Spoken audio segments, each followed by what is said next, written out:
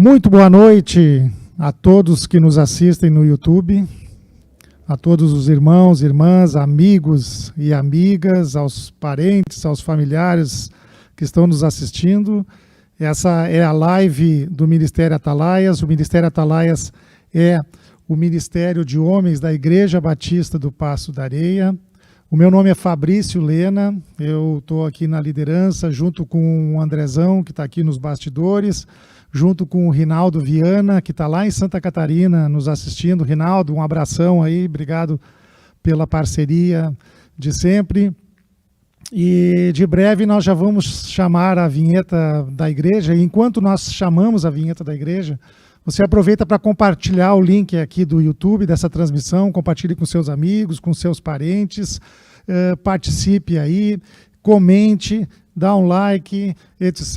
E nós vamos passar a vinheta e logo, logo voltamos.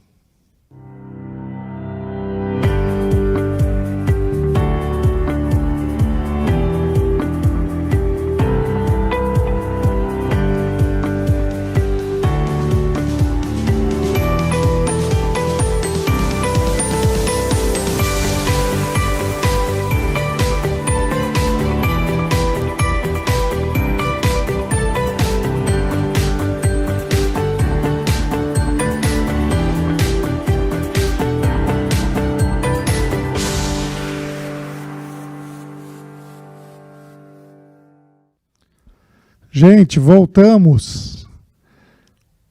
Hoje nós temos uma live super especial, uma live super importante que tem tudo a ver aqui com o Ministério Atalaias, que é o Ministério de Homens, mas também tem tudo a ver com você que nos assiste, né? Afinal, nós estamos no mês de novembro, né? O Novembro Azul, essa campanha mundial, né, de conscientização da saúde do homem.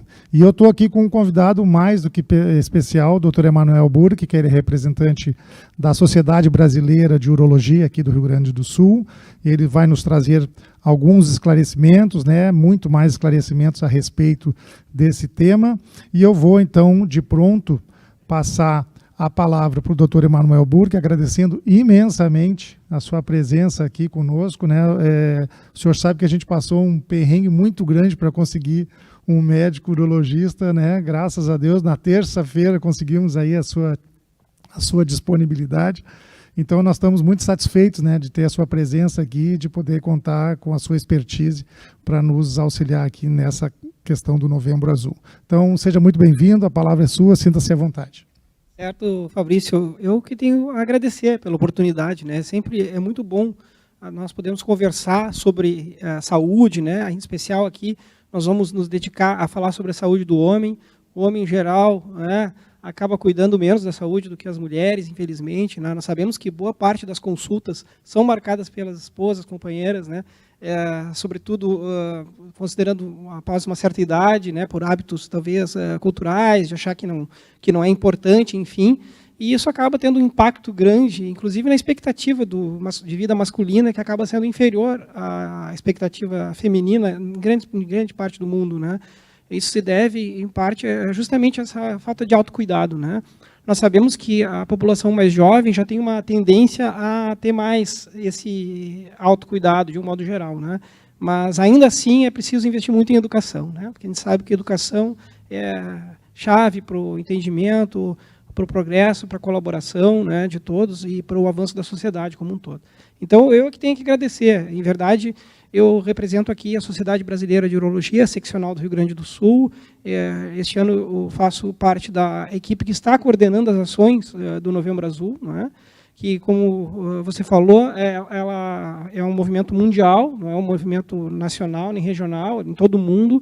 Surgiu a partir, então, do chamado Movember, que em referência ao mustache, ao bigode, né, para lembrar da saúde masculina, né, em inglês. Então, até na Austrália, o pessoal deixava o bigode durante o mês de novembro, né, para lembrar, né, do cuidado da saúde do homem. E isso é muito importante, porque às vezes quando a gente fala em saúde do homem, a gente pensa logo na próstata, né, aquela glândulazinha lá, né, que Deus colocou lá no meio da pelve, né? Será que foi só para incomodar que a próstata está lá, né? Que o homem, para que serve a próstata, né? Então, não, a próstata tem uma função muito importante dentro do sistema reprodutor masculino, mas que acaba sendo sede de problemas também, como qualquer outro órgão, né? Que pode ser acometido por diversas doenças. Mas o que eu quero destacar é que o Novembro Azul não é apenas como se isso, obviamente, mesmo que fosse só para tratar as questões relacionadas à próstata, por si só já seria muito importante. Mas, além disso, às vezes é a oportunidade que o homem tem de revisar a sua saúde de um modo geral, né? Em relação às doenças mais prevalentes, não apenas as doenças oncológicas, né? O câncer, né? Dentre os quais o câncer de próstata é claro que tem bastante destaque, né? O Novembro Azul vem na carona assim, do Outubro Rosa, né? Que a gente sabe que as mulheres já têm um empenho muito maior nesse cuidado com a saúde, né? Porque o câncer de mama está para as mulheres como o câncer de próstata está para o homem em termos de prevalência, né? Incidência. É muito parecido, inclusive, em relação com os hormônios, como a gente vai ver, guarda alguma semelhança, né? Inclusive, alguns fatores hereditários se relacionam, né?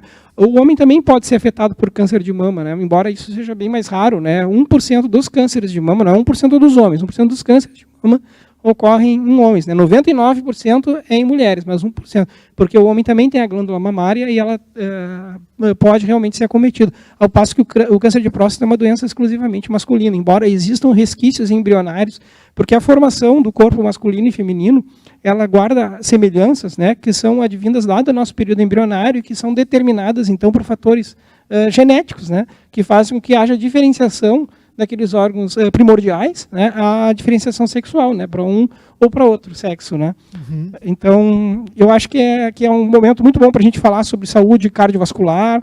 Você fica à vontade para me perguntar, viu, Fabrício? Eu entendi que tem uma certa informalidade. Até aproveitando o ensejo, né, os nossos, aquelas pessoas que estão nos assistindo, elas podem nos fazer pergunta a respeito do tema, né, e mais adiante nós vamos passando aqui para o doutor Emanuel. Certo, porque eu pego o microfone, engata primeiro, em seguida não paro de falar, né? Tem que me cortar um pouquinho. Então, muito bem. Até porque eu estou me sentindo muito à vontade aqui, agradeço muito a recepção, a oportunidade, né?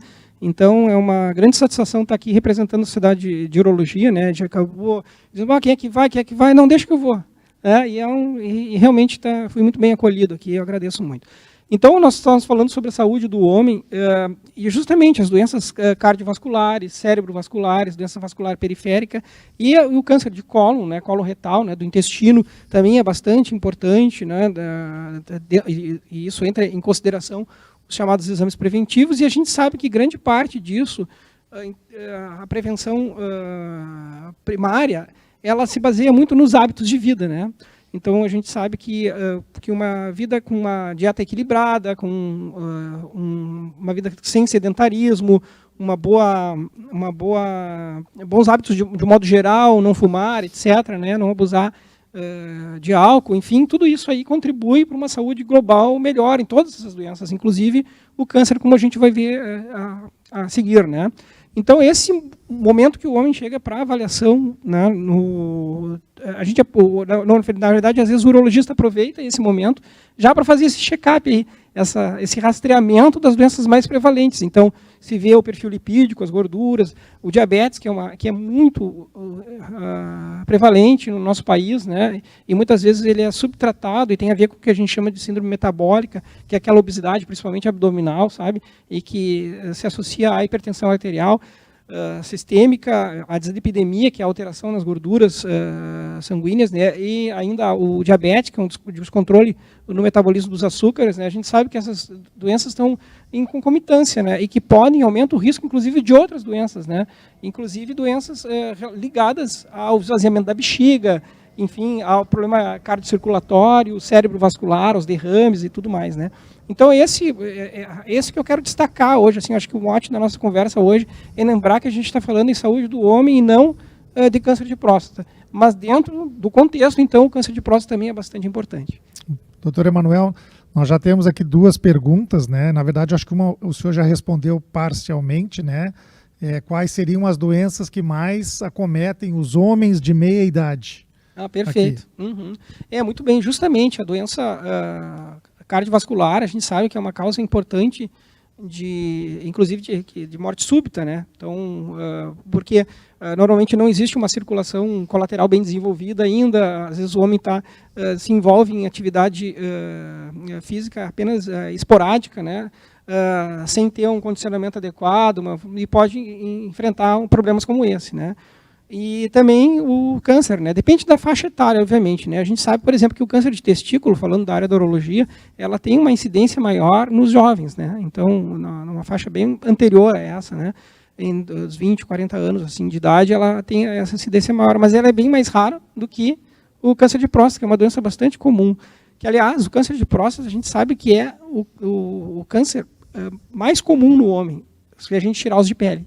Não melanoma, né? Que é o outro, né? O senhor tem dados estatísticos sim, a respeito do câncer anualmente? O que nós temos de câncer nós temos de próstata? Nós temos dados, Instituto Nacional do Câncer aqui no Brasil, e temos dados internacionais, que são sempre lançados para o chamado Cancer Statistics, né, que é uma estatística mundial, que é alimentada por grandes centros norte-americanos e europeus, principalmente, né, e que tentam fazer uma coletânea desses casos no mundo. Só para vocês terem uma ideia, então, assim, eu vou falar um pouquinho sobre outras doenças da próstata, porque o que acomete a próstata é sobre estratégia de rastreamento e essa parte epidemiológica, também para que serve a glândula, né. Eu estou trazendo os dados atuais agora para vocês, né, então, sobre essa...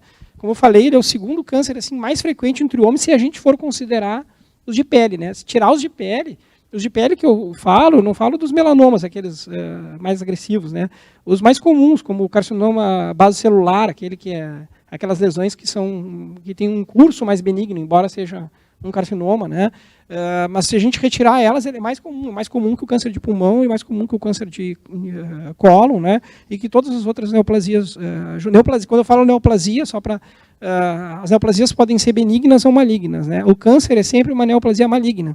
O que significa uma neoplasia maligna, né? É aquela que tem o potencial de disseminar à distância e de invadir os tecidos circunjacentes, diferentemente do acometimento benigno, que a próstata, aliás, pode também ser sede disso. A hiperplasia prostática, que é uma condição benigna, é bastante prevalente, muito comum, e ela decorre do processo de envelhecimento. Tá? Então, é um achado quase universal, assim, esse aumento da próstata. Curiosamente, o hormônio que está ligado ao desenvolvimento da hiperplasia de próstata é o mesmo que provoca a calvície masculina. Uma pergunta até a respeito da hiperplasia, assim, todo o aumento da próstata, ele necessariamente vai nos apontar para um câncer de próstata? Não, muito antes pelo contrário. É uma pergunta excelente. Porque existe essa preocupação, né? Com certeza, e a sua pergunta é excelente, ela toca bem no ponto mesmo, né? Perdão o trocadilho, toca no ponto. Né? Mas então, é justamente isso, né? Porque a próstata grande não se correlaciona necessariamente com gravidade da doença, nem com necessidade de tratamento tampouco. Tá? Porque a próstata, o câncer da próstata ele ocorre na zona periférica da glândula. 75% das vezes ocorre na casca da glândula. A gente pode comparar a próstata do tamanho normal como se fosse uma amêndoa ou um limão pequeno, né? Enquanto que a próstata com hiperplasia pode chegar a uma dimensão de uma laranja de umbigo, por exemplo. Mas não é na casca da laranja que dá a hiperplasia, mas nos gomos, que é o que comprime a uretra que passa no centro. A casca da laranja é onde ocorre o câncer. Então, a próstata pode ser muito pequena e ser endurecida, por exemplo. E isso, o exame de toque, que eu vou falar mais adiante depois, pode nos ajudar a detectar. Além disso, existe o teste conhecido como PSA, que é o que significa antígeno prostático específico, né? Porque a sigla veio da língua inglesa, né? Por isso que tem esse nome, né? Que é uma proteína, que a gente chama de calicreína, uma proteinase, ou seja, ela tem um papel de enzima, essa proteína, e ela é que desfaz o coágulo seminal, porque a gente sabe que o sêmen, né, ele tem uma viscosidade, ele coagula, né, e ao cabo de mais ou menos 20 minutos ele sofre uma liquefação. Quem faz esse processo de tornar o sêmen mais líquido é o PSA, que existe em altas concentrações no sêmen. Né? Para que serve isso? Isso tem um papel na reprodução, porque no momento da ejaculação, né, o sêmen então, ele entra em contato com o colo do útero, né, e ele acaba se fixando ali em função dessa viscosidade que ele tem. Só que os espermatozoides têm que seguir o seu curso para encontrar, né, na fecundação, o ovócito secundário, né, o óvulo dentro da trompa, né, uterina. Então, isso se dá a partir da libertação deles pela ação dessa proteína na próstata. Então, se nós dosarmos o PSA no sêmen, ele é muito alto. Ao passo que na corrente sanguínea, como existe um isolamento, uma barreira em relação à corrente sanguínea, ele é muito baixo. Ele é tão baixo que foi só possível a medida dele a partir da década de 90. dentro da prática clínica, o que modificou drasticamente, então, a avaliação das doenças da próstata. Isso reflete-se, inclusive, na estatística de diagnóstico, que mais adiante refletiu também na mortalidade, porque até então se diagnosticavam cânceres de próstata em fase sempre avançada, porque eram aqueles que tinham uma tradução no toque retal, né, e que muitas vezes já estavam provocando sintomas. Por isso é uma coisa muito importante. O câncer de próstata, pessoal, em fase inicial, não dá qualquer sintoma. Os sintomas que normalmente decorrem da próstata, eles são advindos ou de um processo inflamatório, que nós chamamos de prostatites, né, que podem ocorrer em qualquer idade, alerto até pessoas tão jovens, como 20 anos, 18 anos, podem ter prostatites. Ou então, de uma doença já da maturidade, que é a hiperplasia prostática, que pode comprimir a uretra e dar uma dificuldade para urinar.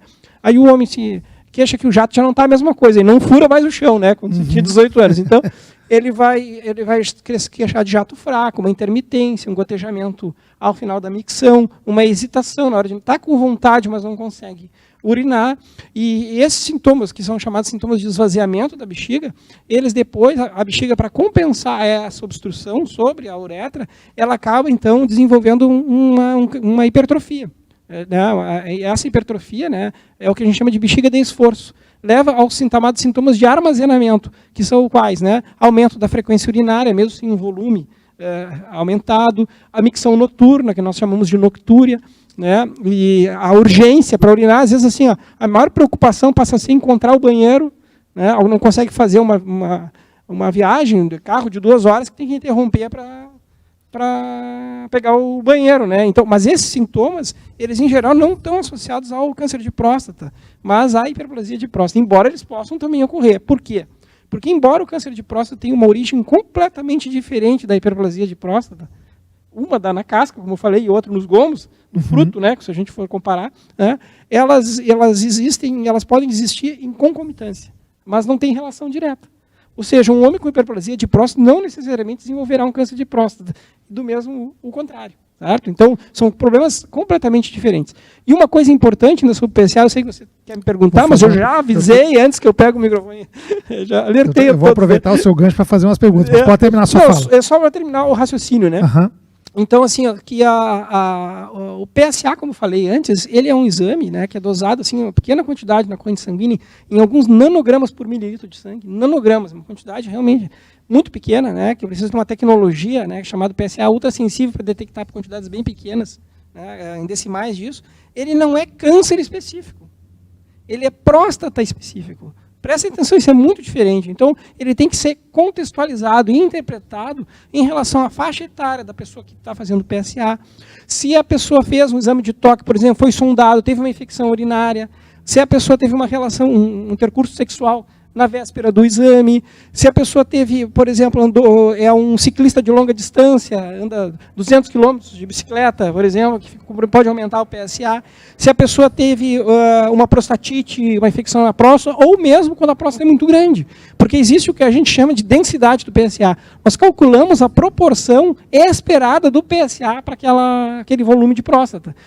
Isso vai até 0,15 nanogramas por ml por grama de próstata. Agora deixa tu perguntar. Eu vejo o senhor falando, são recomendações, quando vai fazer o exame do PSA, eles fazem todas essas recomendações. Exatamente. Senhor, né, para ter como. Aproveitando a questão do PSA, existe muito aquela manifestação entre os bom, eu faço só o PSA, eu não preciso fazer o exame retal. Isso aí é mito ou é verdade? É assim, 20% dos cânceres de próstata podem ser detectados só pelo toque retal, ou seja, a maior parte, 80% dos cânceres de próstata são detectados pelo PSA. Então, isso é verdadeiro de certa maneira. Sabemos também, a partir principalmente dos dados de um grande estudo, que é o PCPT, que é o Prostate Cancer Prevention Trial, né, que é um site de prevenção de câncer de próstata, que mais de 18 mil homens foram alocados por esse estudo, em que se usou uma droga para prevenção do câncer de próstata. Né? O mais interessante desse estudo foi a análise do grupo placebo, aquele que não recebeu um medicamento ativo, tá? Que foi metade dessa população. Por quê? Esse grupo consentiu fazer uma biópsia da próstata, né? E mesmo com PSA, se o PSA fosse normal e o toque retal normal. Isso foi muito revelador. Por quê? Primeiro, se mudou o ponto de corte do PSA, que se considerava 4 para todos os homens, e hoje se sabe que não, depende da idade. Tem homens que um PSA de 2,5 pode ser alto para a idade e para o tamanho da próstata. E tem outros que o PSA pode ser até 7,5 e ser normal. Por exemplo, um homem de 80 anos, com um PSA de 7,5, com uma próstata de 120 gramas, é um PSA que está adequado para ele. Pode estar adequado. Então, o que o toque ajuda? O toque ajuda a aumentar o que a gente chama a especificidade do teste. Porque o teste ele tem uma sensibilidade para detectar a doença, mas ele não é específico, porque, como eu falei antes, ele não é câncer específico, ele é próstata específico. Então, por exemplo, uma prostatite ela pode aumentar agudamente o PSA e ele ficar bem alto, sabe? Mas, normalmente, essa evolução é em poucos dias. Ao passo que o câncer de próstata não tem esse comportamento, porque, em geral, ele tem uma evolução relativamente lenta, sobretudo no início. Então, por exemplo, um aumento de 0,75 nanogramas por ml por ano, ele pode ser um indicativo de um câncer de próstata. Mas se aumentar 2, 3 pontos em 3, 4 dias, geralmente com sintomas, isso pode ser indicativo de uma prostatite. Então, esse aumento do PSA não tem que ficar desesperado, tem que procurar quem esteja habituado, né, o especialista, para ele poder contextualizar e examinar.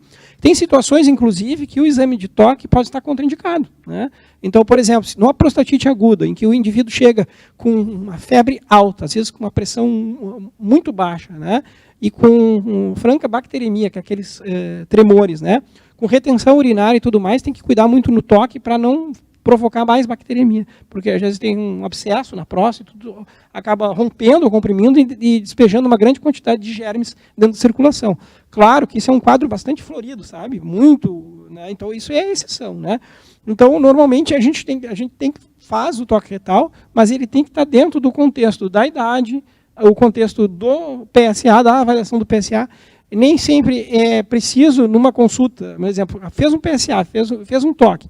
Aí repetiu o PSA antes do período recomendado, porque um outro médico, digamos, tenha pedido.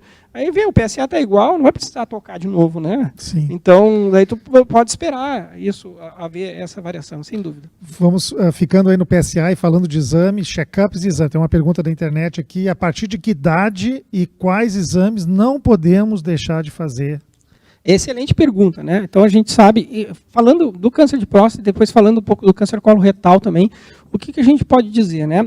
Essas recomendações, elas sofreram muitas modificações ao longo do tempo. Mas o que a gente pode considerar antes de eu comentar quais foram os motivos que levaram a essas modificações, se pode dizer de um modo geral, para aqueles homens que têm histórico familiar de câncer de próstata, né? Sobretudo quando esse câncer de próstata ocorreu mais precocemente, né? Ou então da etnia afrodescendente, né? Que tem um câncer de próstata geralmente mais agressivo quando diagnosticado, independente da origem, né, do continente africano, né? A gente sabe que isso é muito difícil, aliás, fazer um parênteses, porque no Brasil nós temos muita miscigenação, né? Então, isso faz com que nós possamos ter genes ligados ao câncer de próstata. Esses estudos se baseiam muito em estudos norte-americanos, né, em que não tem tanta miscigenação quanto aqui, mas de qualquer maneira é uma coisa importante também. Então, se tiver isso, se tiver história de câncer de próstata ou de mama, né, no pai, no câncer de mama na mãe, por exemplo, ou irmãos, ou parentes de primeiro grau, a recomendação é iniciar aos 45 anos. Ao passo que, se não há nada disso, não tem nenhum histórico na família, né, pode-se iniciar aos 50 anos de idade. Tá? Essas estratégias de rastreamento, como eu falei, a gente tem que fazer uma diferenciação entre o chamado rastreamento populacional e aquele exame individual. Né? O que é o rastreamento populacional? São estratégias governamentais para tentar se identificar o câncer de próstata. Isso foi questionado durante um tempo a partir de um estudo que acabou sendo ruim, se viu isso depois, né, que foi publicado numa revista chamada New England Journal of Medicine, que é uma revista importante, revisada por pares, né, mas foi um artigo que foi publicado sob encomenda, porque para sair junto com um estudo europeu. O que era esse estudo? É um estudo norte-americano, em que houve muita contaminação pelo PSA no grupo controle. O grupo controle não deveria fazer PSA. E acabou fazendo porque outros médicos pediam. Então, aqueles que tinham... E mostrou que não havia tanta superioridade em termos de rastreamento. Ao passo que o estudo europeu mostrou, sim, que havia vantagem, sim, inclusive, em diminuir mortalidade. A grande diferença, aliás, a grande crítica ao estudo europeu, como ele envolveu vários centros, tinha uma estratégia de rastreamento diferente. Isso acabou fazendo com que tivesse um grande debate, mas talvez tivesse outras interferências aí nesse debate, e fez com que, alguns anos atrás, a US Task Force, que é uma força-tarefa dos Estados Unidos, que para a determinação de recomendações em termos de saúde pública, questionasse o uso populacional dessas estratégias de rastreamento, não do rastreamento individual. E também influenciados pela Canadian Task Force, que é a mesma entidade no Canadá. Né? isso acabou levando a uma série de debates no mundo, uma discussão ferrenha aí entre epidemiologistas e urologistas e oncologistas, né? Por quê? Porque existem curvas que mostram que, com o advento do PSA e da... Uma pena que eu não consigo mostrar essas curvas aqui. Houve, né, a partir da década de 90, primeiro, muito diagnóstico de câncer de próstata por causa dessa demanda reprimida e do auxílio do PSA, e não sabia muito bem usar a ferramenta. E o que aconteceu? Acabou se diagnosticando o câncer de próstata que era muito indolente e que levaria muito tempo para ser tratado. E acabou acontecendo o que a gente chama de supertratamento. Pessoas que poderiam sofrer o que a gente chama de vigilância ativa, que é uma das estratégias de tratamento do câncer de próstata, não fosse empregada naquela época. Eu até me lembro, eu estive nessa ocasião, nesse congresso, né, foi um congresso americano de urologia em Anaheim, na Califórnia, em que o PI, né, que é o investigador principal desse estudo grande que eu mencionei antes, com mais de 18 mil homens, né, ele estava mostrando a prevenção que um certo medicamento poderia oferecer em câncer de próstata.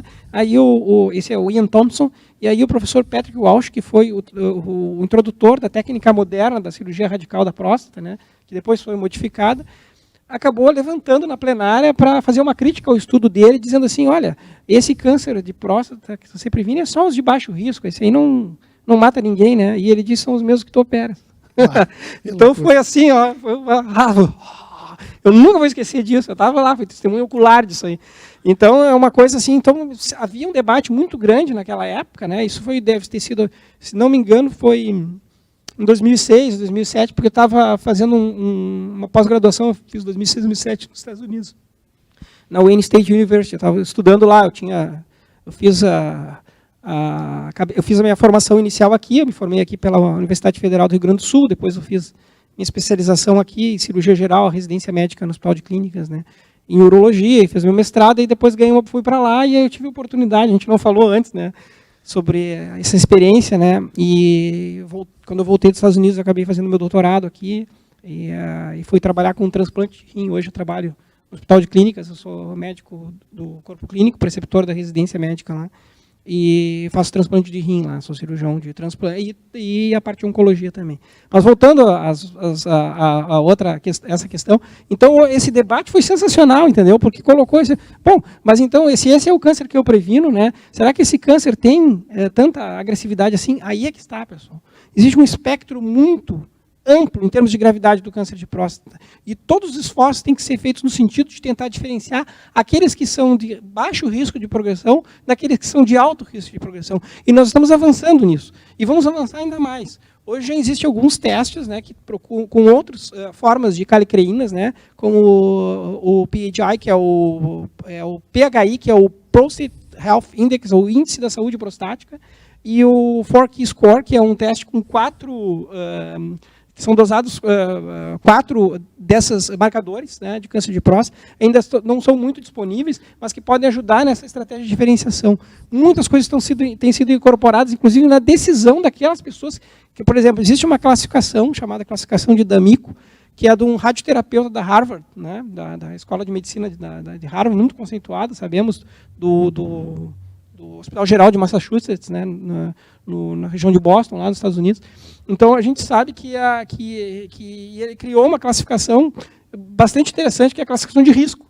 Quais pacientes que a gente pode apenas fazer vigilância ativa? E outra coisa, vigilância ativa não é não tratar. Vigilância ativa. E tem estudos que mostram a segurança dessa estratégia. Sabe? Porque qual é o grande problema? É deixar a doença progredir para uma fase em que os tratamentos, embora existam, são muito mais traumáticos, né, que envolvem, inclusive, a castração, a retirada dos testículos, por exemplo. Tá louco. Isso pode, nem pensar, né, gente? Não, mas se a gente deixa avançar, e eu vou dizer que, às vezes, a estratégia ela é, sim, salvadora. Por quê? Às vezes, o câncer de próstata, muitas vezes, ele vai para o esqueleto. Ele dá metástases ósseas. E ele pode dar fratura patológica. E ele pode comprimir, por metástases nas vértebras, a medula, e levar à paraplegia. A pessoa pode ficar paraplégica ou tetraplégica por causa de um câncer de próstata. Isso quase não se fala, não é? Pode ter sangramento na urina e tudo mais. E às vezes a pessoa está ficando paraplégica, tu tira os testículos, ela vai ficar boa disso aí. Então, e sabe que uma vez, eu nunca vou esquecer isso, eu era estudante de medicina, não havia outros tratamentos para castração química, né, que se usa muitas vezes hoje para não precisar fazer a castração cirúrgica. Então, isso, obviamente, é para a doença avançada que eu estou falando, né? Não é a doença fase inicial, que são outros tratamentos. Mas é para que a gente não chegue nisso. Para não chegar nesse extremo, né? Por isso que é importante essa prevenção secundária. E uma vez, um trabalho de convencimento enorme de um senhor que precisava fazer isso. Aí, de repente, vai ver como é importante a privacidade, né, na medicina. O companheiro de leito ali tinha uma cortina dividindo, só era uma enfermaria. Depois de todo, ele aceitou fazer, abriu. Vai virar capão, hein? Ah, coitado do senhor. Ele desistiu de fazer por causa de uma influência negativa, pessoal. Por desinformação. E ele acabou morrendo precocemente.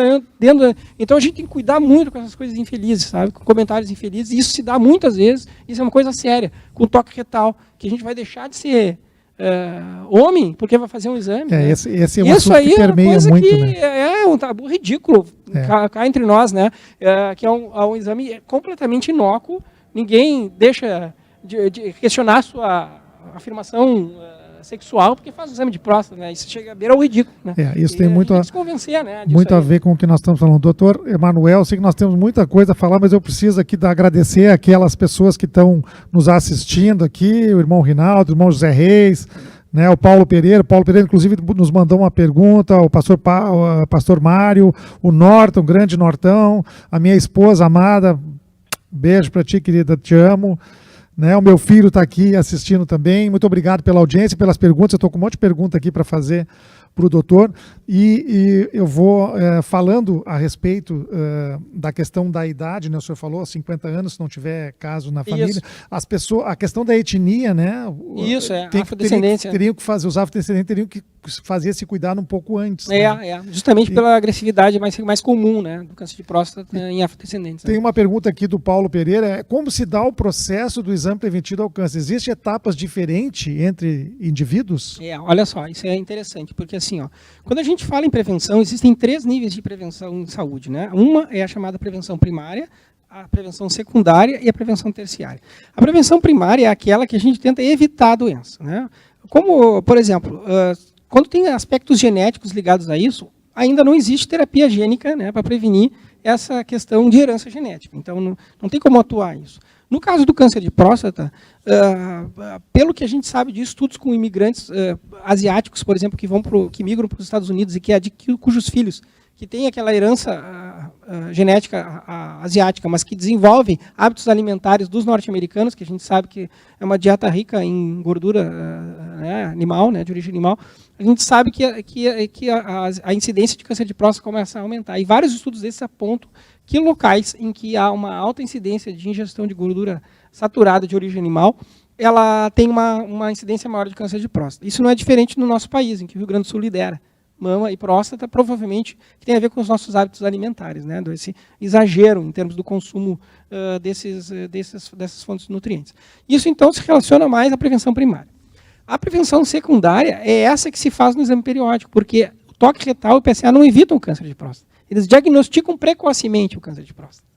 Então, vejam a diferença da estratégia. Para que serve o diagnóstico precoce? Para conseguir oferecer uma estratégia de tratamento antes que as complicações venham. Né? Então, já existe a doença. Né?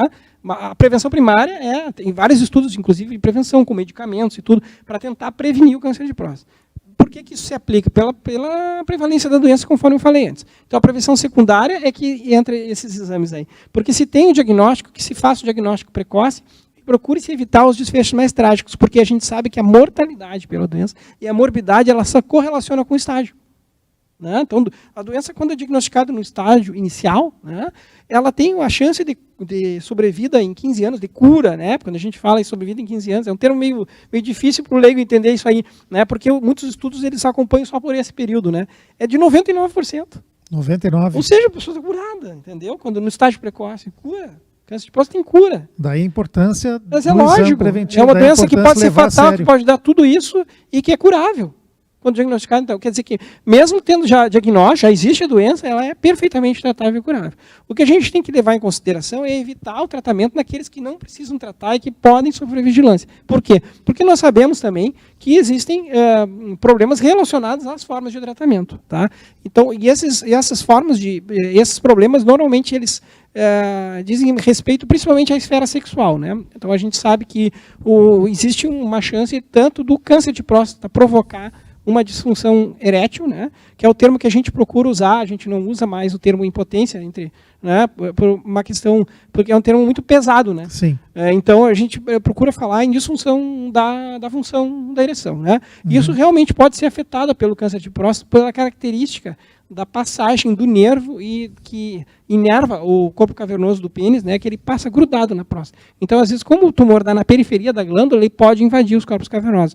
E os tratamentos, às vezes, envolvem tanto a irradiação, no caso da radioterapia, depois eu vou comentar alguma coisa sobre os tratamentos, ou mesmo o tratamento cirúrgico, a extirpação da glândula, podem sim afetar a função sexual. E isso, às vezes, é o que causa grande temor no homem, né? Muito mais até do que o toque retal. É o medo da consequência de um futuro tratamento. Então, tem se avançado nesse sentido, né? Mas ainda é realmente um problema que preocupa. Mas isso não ocorre com cirurgia apenas, com radioterapia também, pelo mesmo princípio, porque a região em que a próstata, em que a doença ocorre, justamente ela na maior parte das vezes, perto desses nervos, né?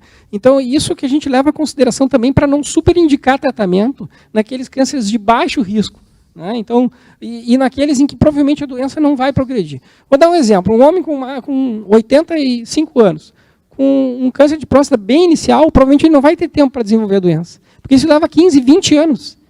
Né? Então, ele vai ter 110 anos, mas daí ele está cheio de coisa, ele não vai ter esse tempo, essa expectativa de vida. Então, só vai agregar morbidade, preocupação. Entendeu? É um tratamento que pode matá-lo antes da doença. Ele não vai morrer da doença, ele vai morrer com a doença. Tá? Porque existem estudos, inclusive em necropsia, que se todos nós ficássemos centenários, provavelmente todos teríamos uma forma de câncer de próstata. Mas muitas vezes indolente. É muito diferente morrer da doença e morrer com a doença. Não significa que seja a causa do problema. Ele decorre do processo de envelhecimento daquele órgão, sabe? Então, não necessariamente. O que a gente tem que fazer é justamente o esforço na população mais jovem, que eu digo, no caso, de 50 anos, 60 anos, que sim podem ter, que aos 70 estão os garotos por aí, né? A gente sabe que hoje o homem de 60 é o homem de 40 antigamente, sim, né? Então é uma coisa que isso mudou muito ao longo do tempo, né? Então as condições sanitárias, exercício físico, autocuidado, diminuição do tabagismo, várias coisas contribuíram para essa melhora na qualidade de vida e na expectativa de vida também. Então a gente sabe que é muito importante nessa fase fazer o diagnóstico. Muito mais do que tardiamente, que provavelmente a doença nem vai ter impacto. Tanto que tem estratégias de rastreamento que recomendam interromper o rastreamento após 75, 80 anos. Né? Justamente porque pode não acrescentar tanto benefício. Mas aí, atenção, em assintomáticos. Não importa a idade se tiver sintomas. Se tiver sintomas, tem que ir. Né? Tem que rastrear, lógico. Né? Não, porque às vezes a gente fica com uma ideia equivocada. Né? O médico falou que com 80 anos não precisa mais fazer. Não é isso que eu estou dizendo. Né? São daqueles indivíduos que já fizeram o exame de próstata aqui, já acompanharam, e sempre foi normal. Tá? Então ele fez com 71, com 72, aí chegou 80, nunca mudou. Sempre toque normal, o PC normal. Bom, se ele não teve até agora, muito provavelmente, se ele tiver, vai ser alguma coisa tão indolente. Então a orientação, aí para esses casos, é que ele retorne se tiver algum sintoma. Tá? Mas não ficar fazendo estratégia, porque não é custo efetivo. Tá? Porque pode levar, inclusive, por um processo inflamatório inocente a uma biópsia de próstata, que é um procedimento invasivo, e que pode ter também repercussões, sobretudo na população idosa. Então, assim, tem que cuidar muito com o pé no fundo. Né? Então, nem 8, nem 80, né? O caminho do meio, né? O equilíbrio, né? Exatamente. Então, como já diria Aristóteles, né? Exatamente. Olha só, tem uma pergunta muito interessante aqui. A vasectomia, ela pode causar o câncer de próstata? E essa pergunta é bem interessante e é um assunto que foi debatido com bastante controvérsia. Por que isso? Porque, em geral, existe um viés de confusão nisso aí, que é que, normalmente, os homens que fazem vasectomia têm um urologista.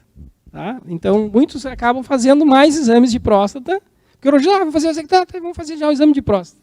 Né? Então, quando se verificou isso nos estudos e se rastreou por que aparecia vasectomia, se verificou que tinha essa confusão. Quando se controla para pares que não fizeram vasectomia, você vê que a incidência é muito semelhante. Então, o fator de confusão. É a mesma coisa que tu diz, é aquele experimento, né, que tu corta as patas da aranha e tu chama e ela não vem, né, digamos, e tu diz que ela é surda. Entendeu? É um viés de confusão. Mas ela não vem, ela não está me ouvindo, né? Então, ela não... não vem porque não tem as partes. Então, a mesma coisa, ele vem porque ele já tem urologista, ele já fez o PSA, ele já fez o toque, então ele vai diagnosticar mais. O homem que não... Normalmente, o homem que não vai fazer vasectomia é aquele que não quer nem saber do urologista, né? Que a contracepção é com a mulher.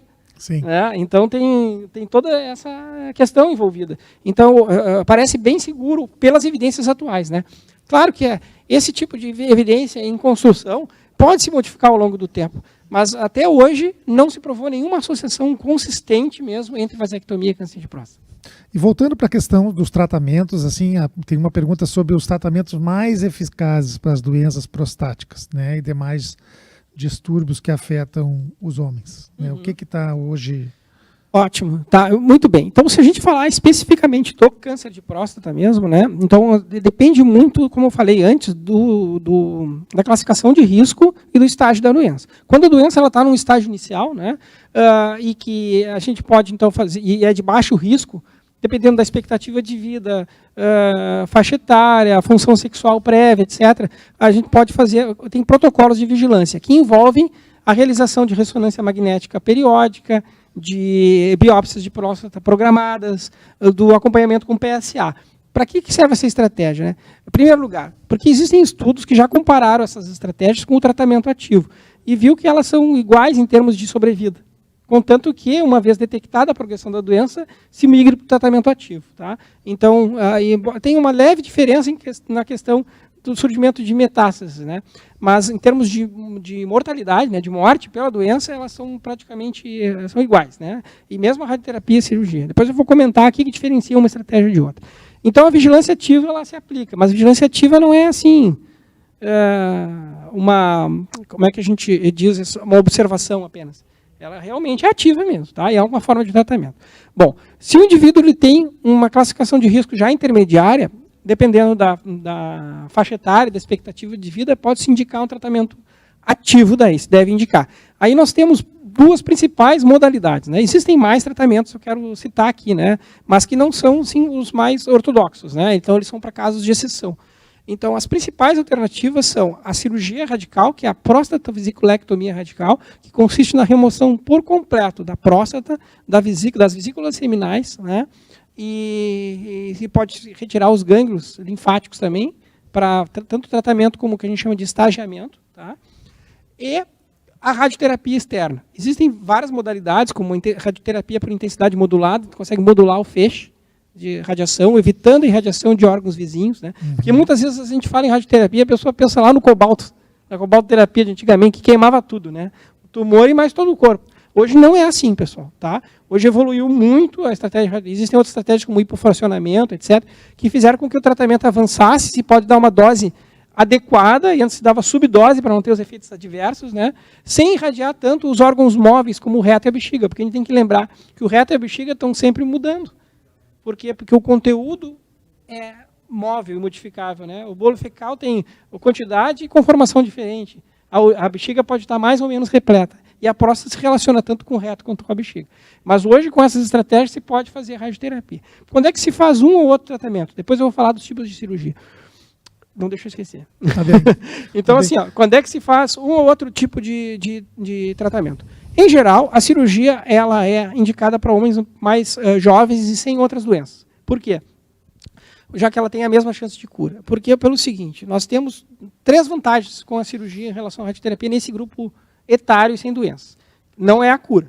Tá? A cura é igual. A vantagem primeira é porque a gente retira toda a próstata e ela é enviada para análise. Então a gente sabe se tinha raiz, se não tinha, né? Se a doença foi completamente retirada ou não. A gente tem a informação da patologia. O patologista vai olhar e vai dizer, não, saiu tudo e tal, a gente tem como ter uma noção melhor sobre o resultado e o prognóstico do tratamento, após o tratamento.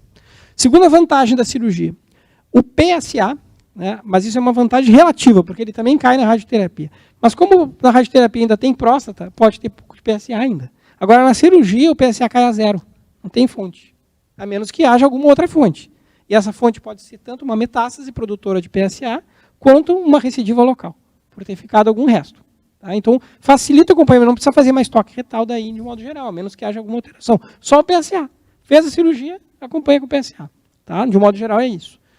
E a terceira vantagem, ela permite um tratamento de resgate, em caso de ocorrer essa recidiva local, ou seja, tem uma carta na manga.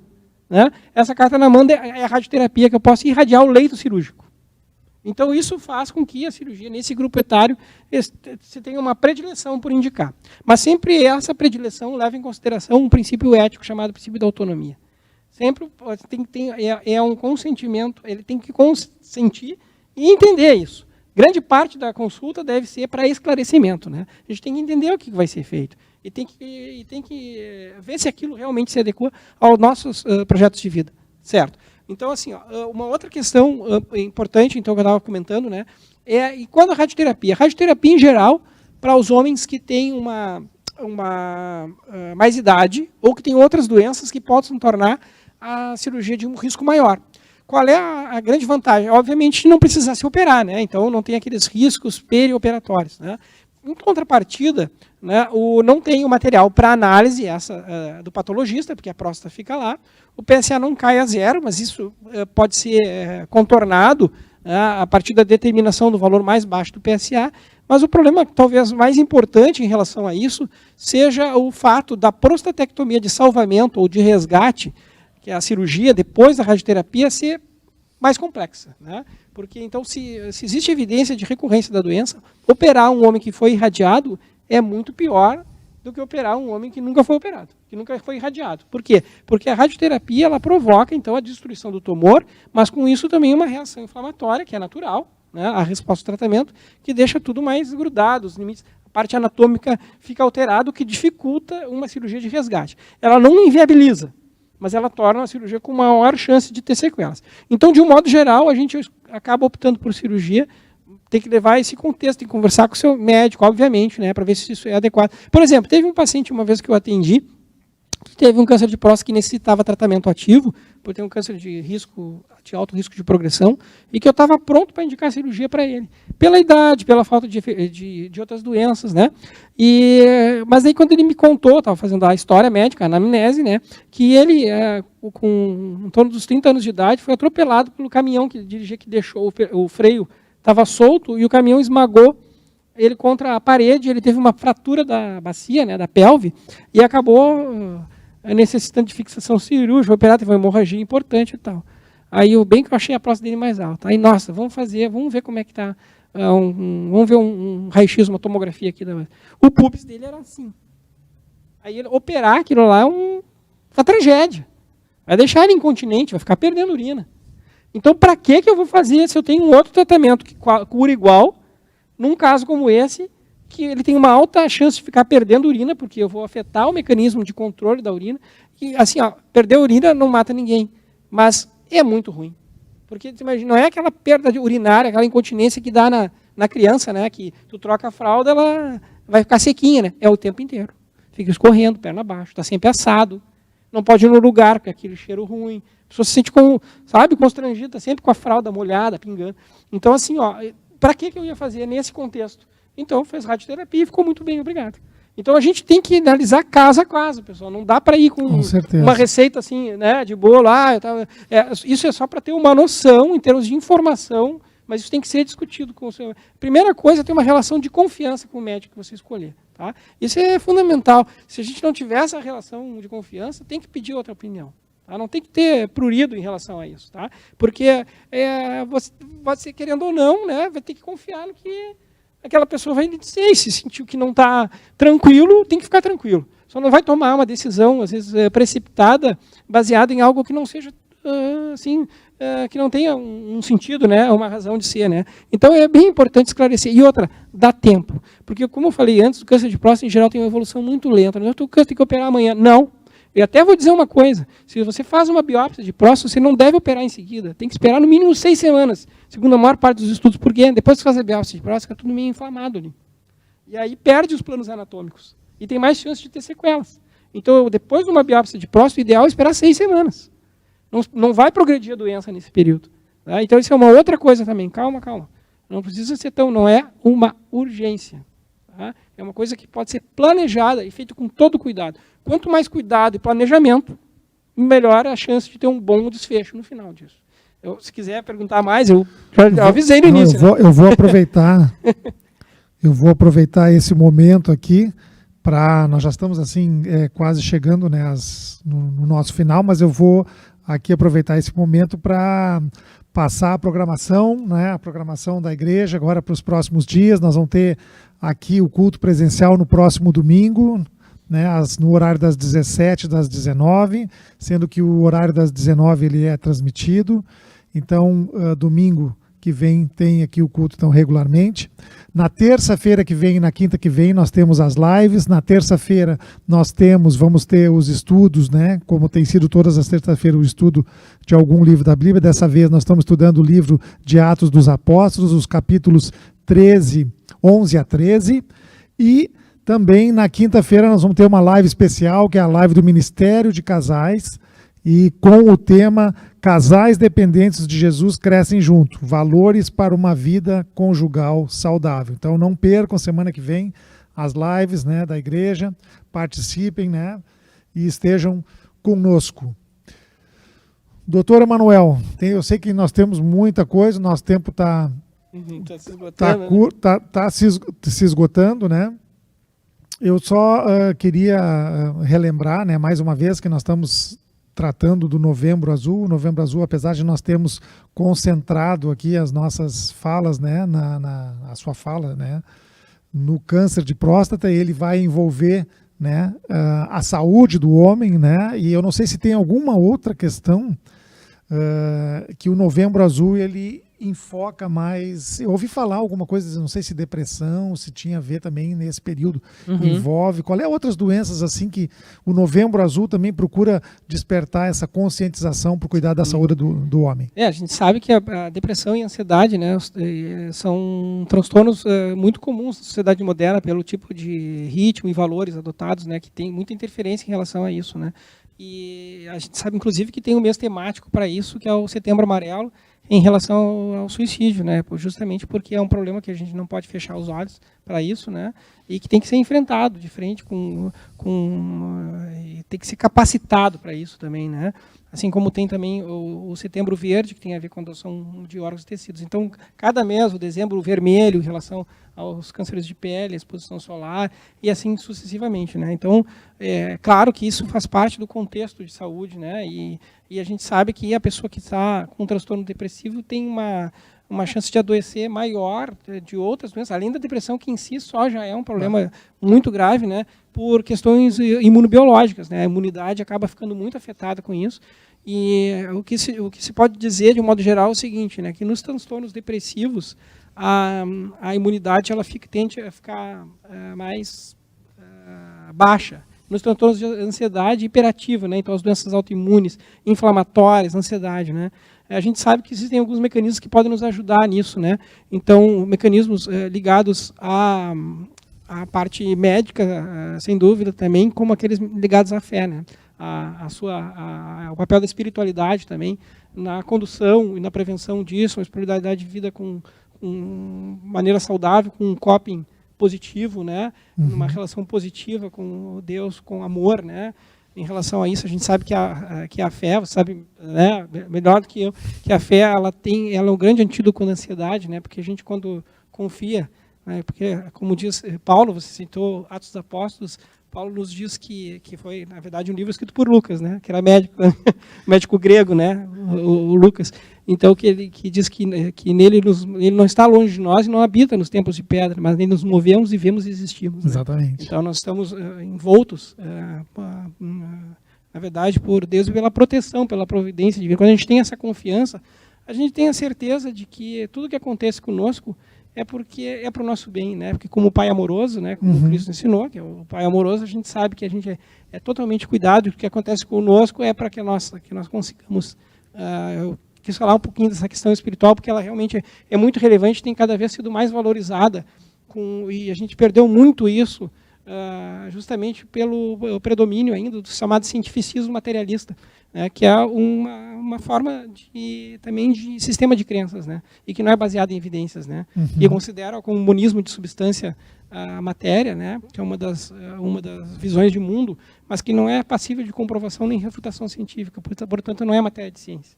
Né. Então ciência e espiritualidade elas devem andar juntas. Inclusive a ciência moderna surgiu dentro da igreja, né? Então a gente sabe que houve conflitos mais relacionados à questão política e de dominação do que propriamente da ideia de tentar entender os mecanismos por detrás da sabedoria do Criador, né? E a gente sabe também, então, que a fé é um grande preventivo em relação à ansiedade, quando a gente tem uma confiança, né?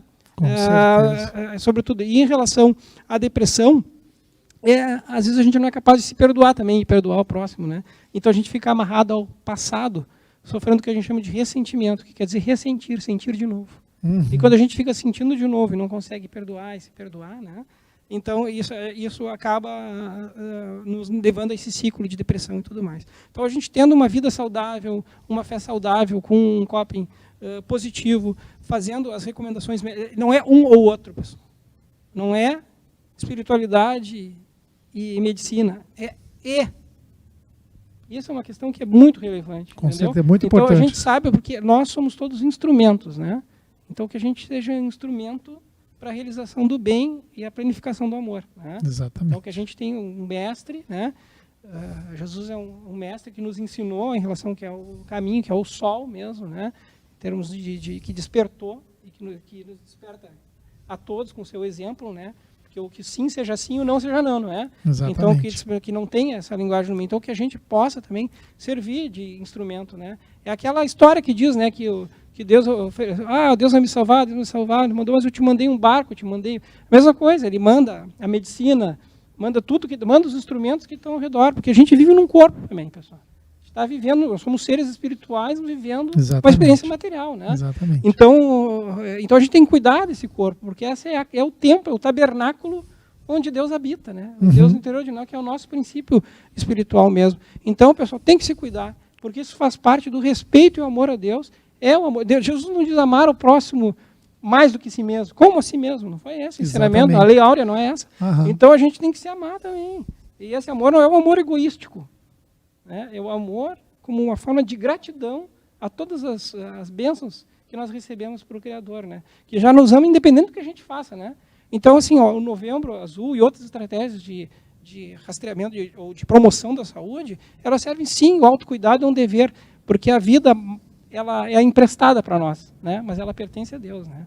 Então que a gente possa usufruir dessa vida da melhor maneira possível, e que não importa quantos talentos a gente recebeu, falando da parábola dos talentos, né? Sim. Se a gente receber um talento e enterrar, né? A gente não pode se queixar, né? Mas eu recebi só um, né? Mas se eu receber 5 ou receber 2 talentos, que eu os multiplique, né? E que seja o melhor instrumento com aquilo que eu recebi, sem invejar a posição do outro, porque cada um de nós tem um papel importante na sociedade. Nós somos criados porque somos, e tem a presença de Deus, não tem comparação, porque todo mecanismo que compara, que julga e que condena é um mecanismo egóico. Por exemplo, se eu resolvo amanhã me tornar vegetariano e começo a me olhar como superior a todo mundo que come carne, eu caí na armadilha do ego, porque eu já estou me achando superior. Exato. Então a gente tem que cuidar muito com essa questão de comparação. Quando a gente vive dentro na verdade a gente quer que colaborar e contribuir. Então, eu acho que é por isso que eu venho agradecer, eu já sei que já são 21 horas, isso. Não tem muito tempo para a gente ir adiante, né? E aproveito para agradecer a oportunidade. Infelizmente, já fica até o convite para, quem sabe, um segundo tempo aqui, né? Mas não, realmente, dentro do nosso horário, nós já estamos indo para as considerações finais. Aí, antes de eu passar para as suas considerações finais, doutor Emanuel, já agradecendo muitíssimo, muitíssimo mesmo, aqui em nome do Ministério Atalaias, em nome da Igreja Batista Passo da Areia, né? A sua disponibilidade, a sua generosidade, a sua atenção conosco, né? Mais uma vez eu falo daquela dificuldade que a gente teve para encontrar alguém, né? E inclusive foi motivo de muita oração, né? E Deus nos trouxe aqui o doutor Emanuel, né? Deus conosco, né? Deus conosco, né? Mateus capítulo 23. Né? Isso aí, né? Que apareceu, né, a primeira vez na Bíblia lá com o profeta Isaías, né? Exatamente. Exato. Então Deus conosco aqui, né? Nos presenteando com a sua presença, né? Com todos esses ensinos, com todas essas recomendações, com tudo aquilo que nós abordamos, que tem a ver, em último caso, com a vida, né, o amor à vida. Inclusive, né, nas minhas despedidas, na minha consideração final, né, eu gostaria de reproduzir uma frase que eu li a respeito do Novembro Rosa, que é: o preconceito, a falta de tempo, o medo não deve ser mais forte do que o amor à vida, né? Então, acho que as palavras-chave hoje foram consciência, né? Atitude e prevenção. Né? Dentro desse autocuidado contexto, também. autocuidado. Auto-amor não no sentido egocêntrico, né? Mas no sentido de gratidão. Exato. E esse autocuidado, o senhor falou muito bem, é uma coisa muito importante. Nós somos templos, né? A habitação de Deus, precisamos cuidar daquilo, né, que é a habitação de Deus. Então tem esse contexto e essa comparação. Então, mais uma vez agradecendo o senhor, eu vou lhe passar a palavra para o senhor fazer as suas considerações finais e aí depois nós fazemos o encerramento. Perfeito. Então, eu que tenho a agradecer a oportunidade. Sempre quando a gente serve, a gente é servido, né? Então, essa que é a grande bênção de ser instrumento, né? Porque amor, quanto mais a gente dá, mais a gente tem, né? Então, é bem diferente do... Então, a oportunidade de estar aqui, conversar com vocês e passar para aquilo que eu fui feito para fazer, né? Então, eu só me sinto realizado mesmo, né? Então, com essa oportunidade, agradeço muito a vocês. Espero ter ajudado no sentido de motivar os homens a procurarem auxílio ao seu médico de confiança, né? Fazerem os exames preventivos e ter uma vida mais saudável, né? Com hábitos de vida que sejam saudáveis e viver com alegria, né? Porque a gente foi feito para isso, né? O sofrimento decorre da nossa condição humana.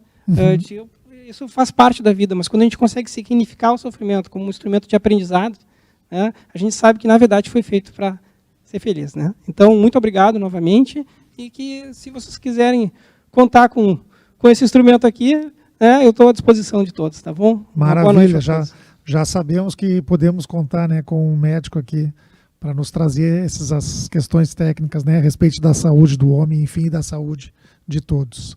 Gente, infelizmente está acabando, nós sabemos que teríamos muito mais tempo para falar aqui sobre a saúde do homem, mas nós queríamos então agradecer a todos aqueles que nos deram a sua assistência, que nos assistiram aqui pelo YouTube, deixando um abraço, deixando, né, a bênção de Deus para todos aí. Muito obrigado, uma boa noite para todos e um bom descanso e até mais.